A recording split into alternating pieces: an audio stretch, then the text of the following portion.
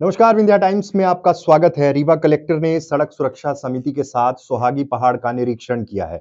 आपको बता दें कि पिछले जब घटना हुई सोहागी पहाड़ में बड़ा हादसा हुआ था जिसमें कई लोगों की जान चली गई थी, उसके बाद से जांच की बात उठ रही थी और लगातार इस ओर इशारा किया जा रहा था कि जांच की जाएगी और जो जिम्मेदार हैं, उन्हें बख्शा नहीं जाएगा। अब रीवा कलेक्टर ने सड़क सुरक्षा समिति के सदस्यों के साथ निरीक्षण किया है, सोहागी घाट का निरीक्षण किया है और इस निरीक्षण के दौरान जो सुधार कार्य होने हैं, उनके निर्देश दिए हैं, तत्काल शुरू किए जाएं, ऐसा कहा गया है। साथ ही साथ तकनीकी समिति द्वारा दी गई रिपोर्ट के अनुसार जो भी कमियां हैं, उन्हें दूर करने के भी निर्देश दिए गए हैं। आपको बता दें कि एजेंसी हाईवे पेट्रोलिंग शुरू करे, ये भी कहा गया है और तमाम वो निर्देश दिए गए हैं। आपको बता दें कि वहां पर जिस तरह रोड खराब थी, जब ये प्रकरण सामने आया उसके बाद ये देखा गया था कि सड़क लगातार वहां खराब थी, पहले भी हादसे हो गए थे, लेकिन उसके बाद भी कोई एक्शन नहीं लिया गया था। लेकिन उस हादसे के बाद प्रशासन जागा है, गति सीमा के बोर्ड और जो ढलान वाली जगह है वहां पर स्पीड ब्रेकर जैसी तमाम चीजें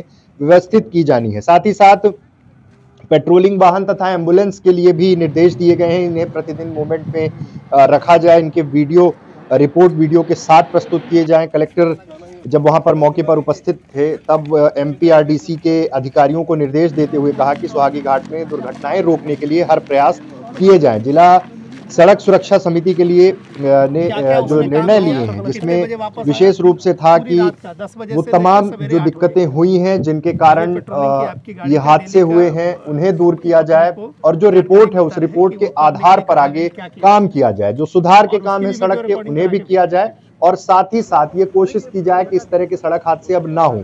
तमाम पैमानों पर बात की गई है, लेकिन आपको बता दें कि ये हादसा जिस तरह से हुआ था और जो लापरवाहियां निकलकर सामने आई, आरटीओ पर भी तमाम सवाल खड़े हो रहे थे और अब देखना है कि क्या ये जो दौरा हुआ है तमाम सदस्यों के साथ और जो सुरक्षा की बात की जा रही है उसकी रिपोर्ट के आधार पर जो एक्शन लिए जा रहे हैं, इससे क्या कुछ होगा। जिम्मेदार कंपनी पर कब कार्रवाई होगी ये भी देखना महत्वपूर्ण है, क्योंकि सड़क की गुणवत्ता को लेकर जो पक्ष सामने आया था और जो चीजें पहले बताई गई है, आरटीआई एक्टिविस्ट ने जो डेटा निकाला है और जो जिस तरह से वो सड़क बनी हुई है उस पर सवाल खड़े हो रहे हैं और अब देखना है कि इस पूरे मसले पर क्या कुछ होता है। सुधार की बात हो गई, तमाम सिग्नल लगाने की बात हो गई और अब रोड पे काम भी शुरू हो गया है और अब जब ये दौरे शुरू हुए हैं जिला प्रशासन द्वारा, तो अब देखना है कि कितना जल्दी तमाम काम पूरे किए जाते हैं। बहुत बहुत धन्यवाद।